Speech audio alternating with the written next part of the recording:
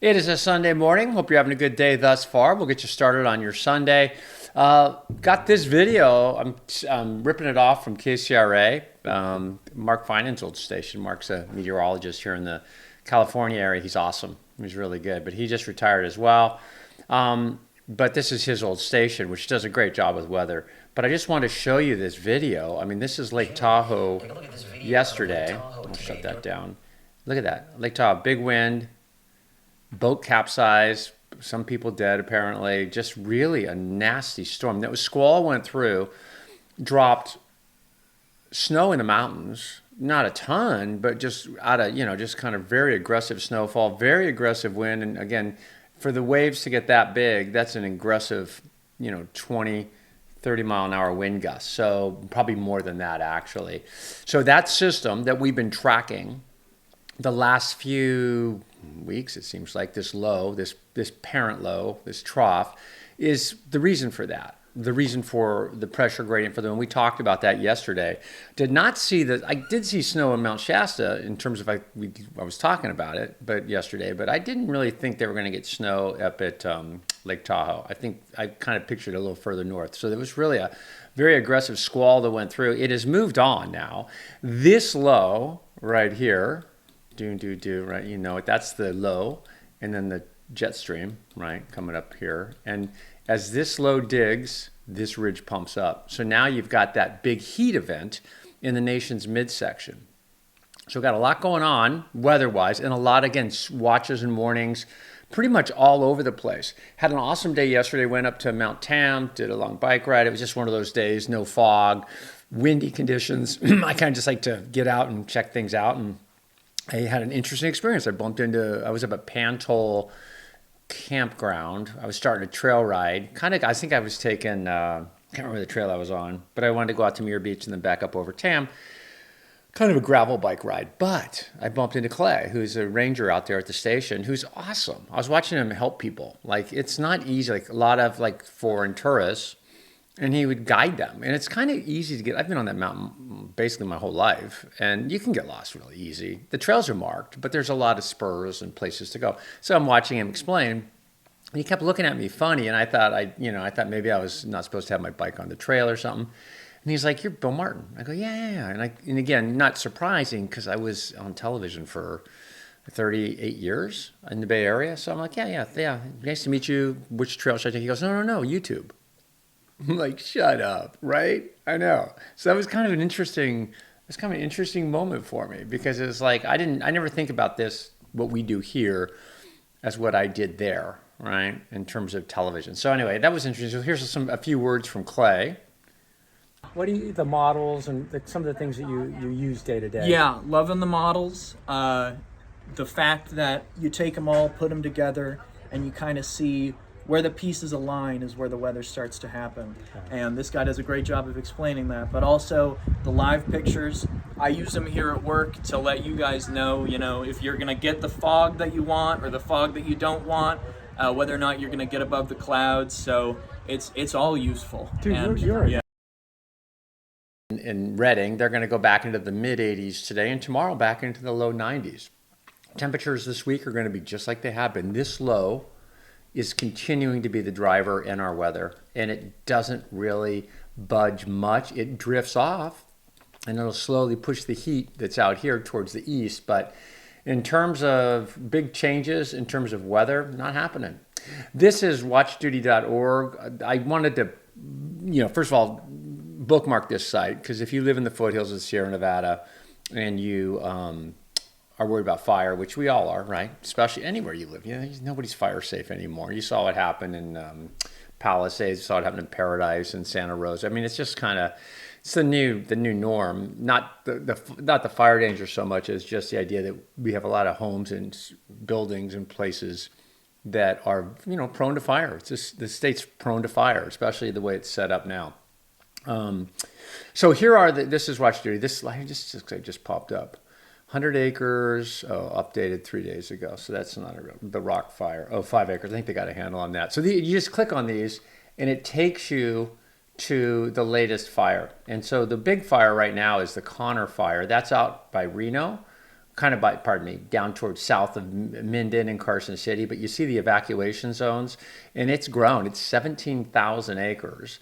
There's some pictures here, but it's not. It's kind of nice in a way because it's not nice, but it's burning off in an area that doesn't seem to be populated. I know there are people that probably live out there that would beg to differ, but it's not like it's blowing through Minden or something like that. So but that's a big fire, and they still have some strong winds out there. These are the wind areas. Now, in the Central Valley, it shows that red flag warning still in effect. That's that purple, or that whatever that color is. The gusts right now, say up towards Marysville, that's at 29. That's gust to 29. Chico, gust to 25. Strong north wind going right down the valley. The red flag warning is supposed to get dropped. Let me refresh. Red flag warning was supposed to get dropped by 9. That's what they mentioned this morning, but I guess maybe they're going to keep it up a little longer. We'll check that out. Let's see if we can click on it. There's a watches warning. Yeah, it says no active watch. They just haven't decolorized it. I think the red flag warning's been dropped. We'll look into that further, and if it's not, I'll update. So we can see the winds, and they're manageable, but it's still windy. Like Point Reyes is gusting to 25. The 52, these are surface observations. We've looked at them a little bit here. The arrow is, right, the ball is the tip of the arrow, so that's the way the wind's blowing. The little flags or the feathers on the back, those are knots, wind knots. The long one is 10, the short one is 5, so that's sustained wind, sustained. It's pretty good at 15 knots. Gusting to 25, 52 degree temperature. Let's go up here towards Redding. Gusting to 30, temperature 69 degrees, 15 knot wind blowing from the north, right? It's blowing that way. Okay, so things are mellowing out for us a little bit. I think things are getting a little more intense for the central part of the Midwest, I guess. But all these heat warnings and watches. So talked about it a lot yesterday. So here's our trough, and this ridge is amplified. This is where the heat's going to be. This is where the snow was yesterday under the trough, but under this ridge, that's where the heat is, right? Heat is the jet stream divides. When the ridge goes up like this, just the north of that red arrow, cold. South of the red arrow, warmer. Jet stream is a division between warm and cold air from the polar regions and the equator. That's what the jet stream is. So when you see a bulge like that, even if it bulges all the way up into Nova Scotia, it's warmer. That's warmer air, and even if it's just relatively warmer. And everything north of that bump is colder. Okay, so what we're watching is this area here. And so what I'm going to do is, these are the warnings: extreme heat advisories, extreme heat warnings, wind advisories, there's going to be air quality alerts, this whole area. And how many million people do you have under that umbrella? I mean, it looks to me like more than half the population of the United States this next week is going to be impacted by aggressive heat. First thing we think about when we think about aggressive heat, I do, is air quality. We'll push this in. I'll have some coffee while it loads. And this is it, purple air. It measures particulate matter. And you can see some of the fire areas up in Canada. And then you can kind of see the general texture. The yellow being moderate. It's not bad air quality yet, but as that high pressure settles down over the top of it, it's going to hold this in. So I suspect over the next few days, not only are they going to see stifling heat in this area, in these areas, they're going to see not good air quality because everything kind of gets caught up. Okay, so let's see if I can push this way. This is the forecast. This is today. And again, this is an interesting forecast. This takes into account all things. Takes into account urban areas, economics. It takes into account everything in terms of who's going to have heat problems. It's a bunch of metrics that go into this, but you could do this as an isotherm map too. But the idea being, you got Chicago, Detroit, New York. Look at this. This is today. And then we can forecast. We'll push it through tomorrow and watch where the heat goes. I mean, it's everything in red or purple is gnarly. So that's Monday. That's Tuesday. That's Wednesday. That's Thursday. That's Friday. So that's a long week ahead. Long week ahead. I'll back it up. This to me looks like the gnarliest day, and then in tomorrow, the next day. So certainly the next 3 days are going to be an issue out there. And again, heat is the thing. And again, it's a silent killer or killer. It's a silent disaster because it just wears you down day after day after day. And one of the things I've talked about, used to talk about this a lot on television, but temperatures, when they stay warm or hot, let's say it's a hot day in Chicago and it doesn't cool down much below 75 degrees that evening, or 70 degrees, the next day you start off warmer, right? So it's a feedback loop. But the science has shown that when you have low overnight recovery, temperature recovery, that it doesn't cool down, more fires start the next day, which it's kind of no duh, but there's a direct correlation how hot it is at night to what kind of fire activity you're going to have the next day. So keep an eye on that. This is interesting. I did notice this. This looks like smoke to me right here. Not sure where that's coming from. This fog, the fog off the coast is having a hell of a time setting up because of the wind. Even in San Diego, you got a nice breakdown there. My niece is down there with her kids, having a good time. I got some weather reports from them, and they said the sun's coming out a little bit because they've had that SoCal eddy down there, Southern California eddy, that has been kind of creating fog, but getting breaks as well. So the fog's going to fill in tonight and tomorrow, pretty much. And so we're going to kind of get back to the same pattern we had last week. Same pattern, almost exactly the same pattern. This was our break, and now we're going back into what we had last week. You can see also, you can see that driver, right? See the low?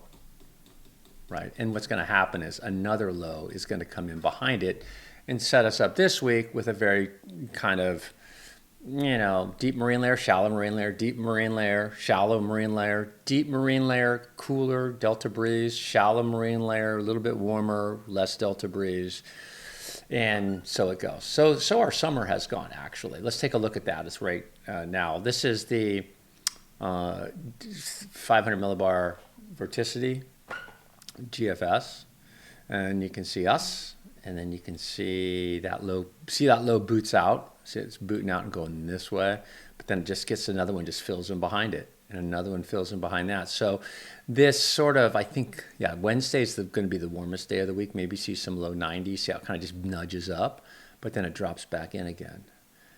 I know. And then if you look, I'll go back again, but see that low. So this pattern is just persistent. So I think you can see it by now. Now, if you want to push your eyes over here, you can see this is the United States, obviously, and this is the ridge, right? This is where the heat is. Watch this ridge as we go through the next 4 or 5 days, starts to weaken and push away. It takes a while. Look how strong it is. And then see that donut kind of goes away, but not until somewhere around Friday or Saturday of next week. But you can see how big that ridge is, right? Look at that thing. It's a donut. And this low continues to sag off our coast. So we got some stuff going on. These are the forecast highs for a day. Hope you're having a good day thus far. Definitely a good day to get out. Today's going to end up being the nicest day of the weekend. These are the highs forecast for today. So Chico is forecast at 85. Tomorrow, Chico will be in the low 90s. Fresno 87. Today, San Francisco 65. LA 76, which you guys live in the 70s, man. It's awesome. Not so much heat down towards thermal. Daggett, that low went through, brought snow to Lake Tahoe. That's stormy conditions we showed you from the Lake Tahoe, South Lake Tahoe. And it's just got close enough that it cooled off that desert southwest. So they got a break. It'll warm up tomorrow further. So tomorrow's going to be a warmer day. And this is kind of where temperatures hover for the next few days, right? Next few days. So that's manageable. That's about average for this time of year for the state of California. So Puffins, taking a break, man. It's a lot of weather. A lot of weather. That heat thing is gnarly, right? I mean, that's going to be, there's a lot going on in the news right now. You're probably paying some attention to that. But if it wasn't for that, for the current state of the world, you would be talking a lot about they will talk a lot about the heat in the east and the issues they're going to have. Puffins are, it rained a little bit, huh? Puffins are, I don't know. I just realized I like having the puffins right here. Take a little deep breath, relax. We're getting some live cameras. We'll look at some surf. We'll reestablish the forecast, and then I'll go do what I'm going to do today. Yeah. Meeting Clay was awesome yesterday. It really was, because he's from another generation too, which was nice for me, because I'm literally like an old man playing a young kid's game here, right? It's YouTube, like what's going on. But I have to say, it reminds me this experience with YouTube and you guys and stuff. This reminds me so much when I started out in television at a teeny little TV station, Channel 50 in Santa Rosa, and I started out up there. It was the same kind of thing. It was awesome because it's just like I was making stuff up because they never had a real meteorologist before, so they just hired me, and I just started doing what I wanted to do, not what TV guys do. I'm just going to do what I want to do. I didn't do Puffins, but I probably would have had I had a live camera. But it's the same thing. It's like the way I do weather now is the way I would do weather if I could. Where we just have a conversation about it, and then we look at pictures and go, oh, look at the wind, look at the clouds, look at that. Oh, there's the forecast. And so that's kind of fun. And so the Clay thing yesterday, nice young man, very knowledgeable, which was awesome too. But it was just sort of like, wow, just turn the page. What's old is new, but it's awesome. Look at that. Come on, they're cute. Right, check it out. He's like, what's up, buddy? Oh my gosh. Yeah, Puffins. Atlantic Puffins. We have Puffins here. You go, why are you showing Puffins? Because we do have Puffins here. And they're out at Point Reyes. Some, not a lot. There's a few out at 4 Mile in Santa Cruz, probably other places. But I think the main rookery south of, the furthest south rookery is the Farallon Islands. And so there's a number of these birds that are out there, like a lot. They lay 1 egg each for a couple. And they what do they do? The reason that they nest in places like Farallon Islands is because they can lay their eggs in burrows on the ground, because you get a fox out there and they just go eat all the eggs, right? So Farallon Islands is kind of awesome that way. And I think they had a problem with rats for a while, but they got rid of them. So anyway, a little ramble there. This is Mount Shasta today. Got snow on the mountain yesterday. Let's see what we can do here. Let's go 3 hours. See what we got. That's the kind of day you'd expect it to be, because that system, and the mountain's trying to peek through, that system is still, this is sort of the back end of that last system that brought the wind to Lake Tahoe and the snow, and it's still lingering there. Look at that LCL, lifted condensation level. So right here, see that how flat that line got? I don't know if I can do it again. That was awesome. Just how flat it is, right? Here, see that low line area. Look at that. It's like a ruler edge. That's the level, lifted condensation level. So the air gets lifted. That's the temperature, which the moisture reacts to the temperature, cools, condenses, and you get fog. And it's the LCL. When you see a flat bottom cloud, you're looking at the lifted condensation level. Just kind of so pronounced. This is Lake Tahoe, live camera shot. This is South Lake Tahoe. They had huge wind yesterday. It's interesting. You know what's interesting? We looked at Lake Tahoe yesterday before that windstorm went through. I remember I said it should be windier up there. I think you remember that. You can Google that or go back and look at it. But the water looked like that. I'm like, that doesn't make sense. And the clouds are moving in, and 4 hours later they get dumped on. Lots of new snow, not like accumulation, but lots of new coverage of snow in the mountains. That wasn't there before yesterday. So that's kind of awesome. This is Ocean Beach in San Francisco. Windy, but not as windy. Like I said, Point Reyes just to the north has wind gusts up to 25, 29 miles an hour. Those winds should die down a little bit today. Santa Cruz, swell small, wind not as strong. I feel like I'm seeing smoke, I think there's a little bit of smoke coming down from some fire. Sorry, let's do it. I know I hope you got your weather early from me, but let's see. I feel like there was a fire. Because I was looking at the satellite image earlier. I don't see anything up there. Maybe it's coming down from this Oregon fire, that north wind. Maybe that's it. How big is that fire? 468 acres. Either way, I definitely feel like I'm seeing smoke off the lane too, because that's not fog. So let's see. We'll go. Oh, look at the 6 to 10 day outlook. Precip a little below average or average, which is for California means nothing really because this is our dry time of year. And then we can look at the temperature forecast, and it's got us a little above average. Be interesting to see. Well above average out here, which is interesting because, well, it isn't interesting because that's that system, right, that is pushing through that's going to really increase that. Okay, so I think we covered it all. I'll see you back here tomorrow.